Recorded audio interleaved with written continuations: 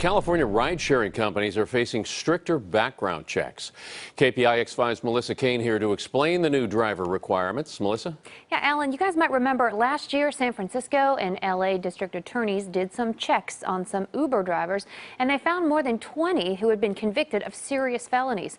Now, a new state law allows rideshare companies to see more of a driver's criminal history, but it also holds companies like Uber and Lyft accountable for what they find. I don't feel safe alone at night with Uber drivers. Chris Bricks says she's been sexually assaulted twice by Uber drivers. These people are not being vetted properly. Right now in California, background checks can only show 7 years of criminal history. But starting next week, there will be an exception to that 7-year limit.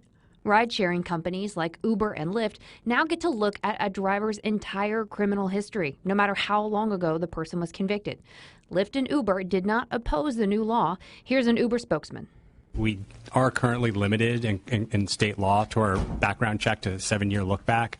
So we have had these instances where someone with a serious offense further back were on the platform. So with this bill, we can look back for a lifetime. The new law imposes a fine of $1,000 to $5,000 for each time a rideshare company is caught with a driver who is on a public sex offender database or who has ever been convicted of a violent felony or terrorism. The companies also can't use drivers with certain misdemeanor convictions in the past 7 years. Assault and battery, domestic violence, driving under the influence, and bribery or extortion are prohibited. The ACLU says the law goes too far. Old convictions can appear on these records for which people have long served their time and been really rehabilitated. It is important that we continue to provide reentry opportunities for people following a conviction. Assemblyman Jim Cooper, who wrote the bill, says being a driver is different from other jobs. It's individuals that they're most vulnerable, especially a lot of women out there, so it is an issue. People do use Uber for their kids.